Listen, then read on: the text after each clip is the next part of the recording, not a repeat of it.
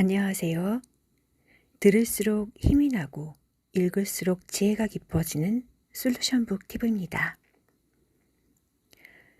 여러분은 새해의 첫날, 새 달의 1일, 새로운 주의 월요일, 새롭게 맞이한 아침, 난 오늘 이걸 하겠어. 이번엔 이걸 해내겠어. 라며 뭔가를 맘먹었던 경험들 많으시죠?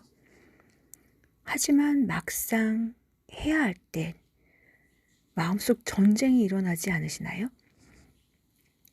운동을 해야 하는데 하면서 치킨을 시키고 책 읽어야지 하다가 유튜브를 봅니다. 유튜브 채널을 운영해 보겠다고 결심했는데 어떻게 될지 모르겠다 하다가 결국 남의 채널만 이것저것 돌아다니다가 하루가 끝이 납니다. 그렇다면 매일매일 아주 규칙적으로 정확하게 수련을 하시는 스님들은 어떨까요? 이분들은 마음의 전쟁을 잘 이겨내고 계실까요? 오늘의 솔루션북 수도자처럼 생각하기의 저자 제이 세티는 스님들도 역시 매일매일 마음의 전쟁을 치르고 있고요. 그 과정에서 수련이 이루어지고 성장하며 발전한다고 하네요. 수도자처럼 생각하기의 저자 제이 세티는 런던에서 고연봉이 보장되는 아주 행복하고 성공적인 삶을 사는 엘리트의 길을 걷던 분입니다. 그러다가 인도에서 승려가 된 분이죠.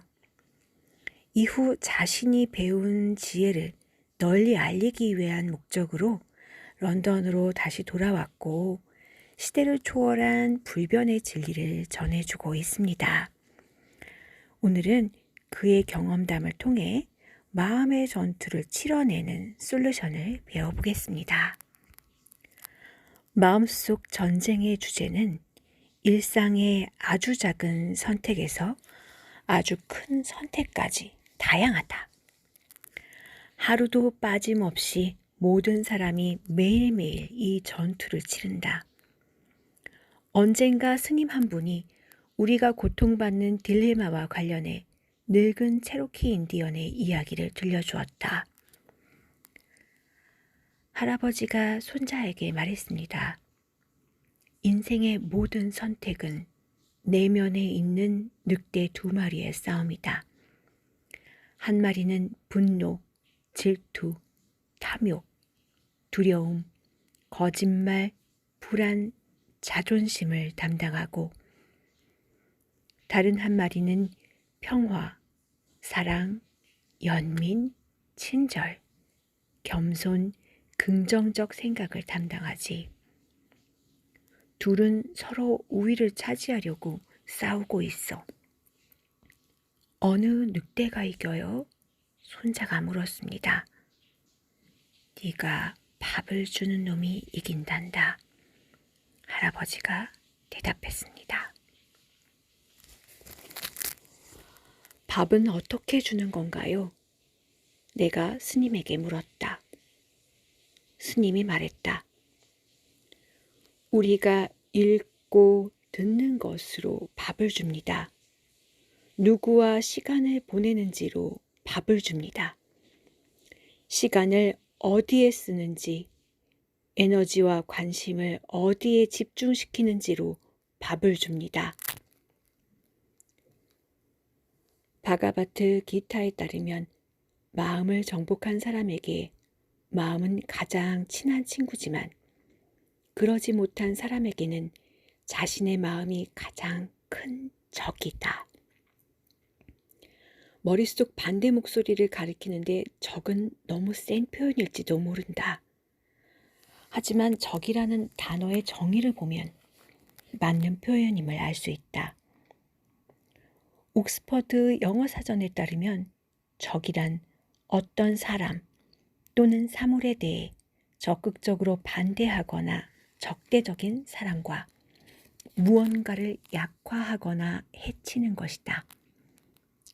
가끔은 내 마음이 나에게 불리하게 작용할 때가 있다. 마음이 시켜서 뭔가를 했는데 저지르고 나면 죄책감이나 후회가 남는다. 이럴 때는 내 가치관이나 도덕관에 어긋나는 일을 한 경우가 많다. 승려가 되기 전 내가 좋아하는 일을 하지 못하게 나를 막았던 것은 내 마음이었다. 너무 위험하다는 이유였다. 내 마음은 내가 하루 1리터의 탄산음료와 초콜릿을 먹는 것을 허락했다. 건강해지고 싶었는데 말이다. 내 마음은 나 자신의 성장에 집중하는 대신 타인과 나를 비교하게 했다. 내가 상처를 준 사람에게 손을 내밀지 못하게 나 자신을 가로막았다. 약하게 보이고 싶지 않았다. 나는 내가 사랑하는 사람들에게 화내는 것을 허용했다. 좋은 사람이 되는 것보다 옳은 사람이 되는 게 나한테 더 중요했다.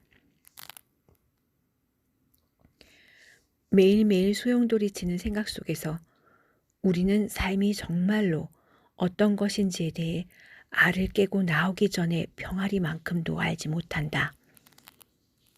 흥분과 우울, 행복과 불운, 즐거움과 고통은 우리가 존재의 전부라고 생각하는 아주 작고 개인적인 껍데기 속 왕국의 폭풍에 불과하다.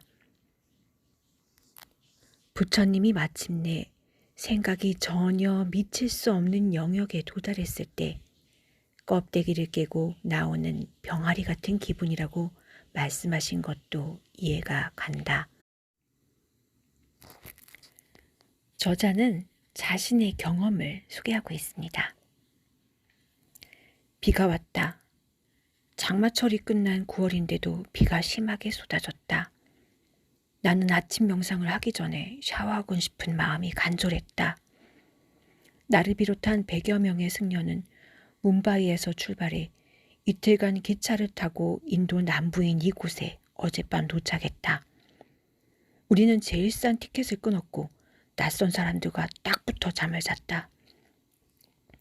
화장실이 너무 더러워서 남은 여행 기간 화장실에 가지 않기로 굶기로 했다. 아침 명상이 끝나면 곧장 수업에 들어갈 것이다. 그러니 샤워를 하려면 지금뿐이었다. 샤워장의 방향을 물어보니 누군가가 길을 알려줬다. 20분 정도 걸어가면 돼요. 나는 끈으로 된 슬리퍼를 내려다보았다. 젠장, 샤워장으로 가는 동안 내 발은 지금보다 더러워질 것이다. 그럼 무슨 소용이 있나? 그때 머릿속에서 또 다른 목소리가 들려왔다. 게으름 피우지 마. 아침 명상을 해야지. 가서 샤워해. 나는 고개를 푹 숙이고 길을 걷기 시작했다. 쩍쩍 들러붙는 진창길을 걸으며 미끄러지지 않으려고 조심했다. 발걸음을 뗄 때마다 불쾌했지만 그건 꼭 길의 상태 때문이 아니라 머릿속에 들리는 첫 번째 목소리가 계속 기운을 빼놓았기 때문이다. 봤지? 샤워장으로 가는 동안에도 더러워지고 돌아오는 길에도 또 더러워질 거야. 두 번째 목소리가 계속 가라고 재촉했다. 잘하고 있어. 네 결심을 존중하라고. 마침내 샤워장에 도착했다. 흰색 샤워부스가 줄지어 있었다.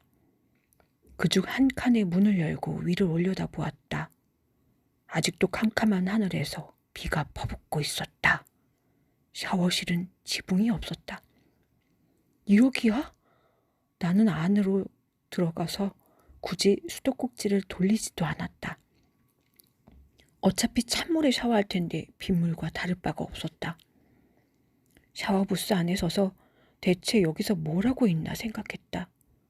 샤워 같지도 않은 비참한 샤워를 하고 어제 그 더러운 기차와 이 여행, 이 생활. 나는 런던에 있는 근사한 아파트에서 뽀송뽀송하고 따뜻하게 1년에 5만 파운드를 벌 수 있었다. 훨씬 더 쉽게 살 수 있었다.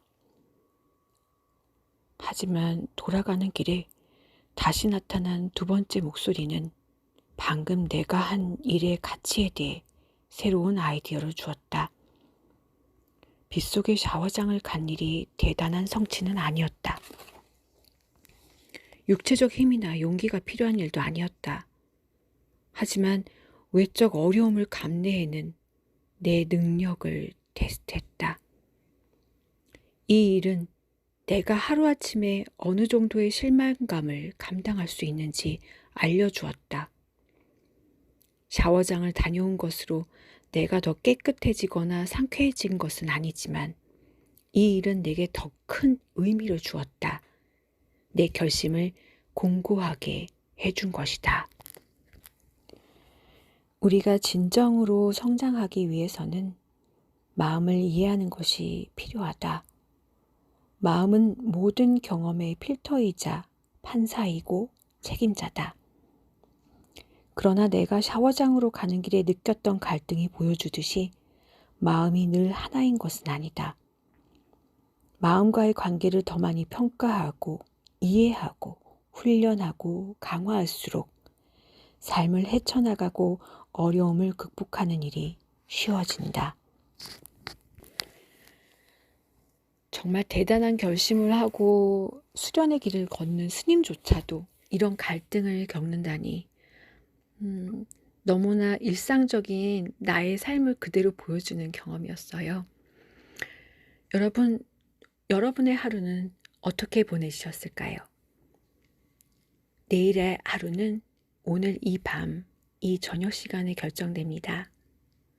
어떤 마음의 목소리에게 힘을 줄지 지금 결정해 보지 않으시겠습니까? 감사합니다. 사랑합니다. 솔루션북이었습니다.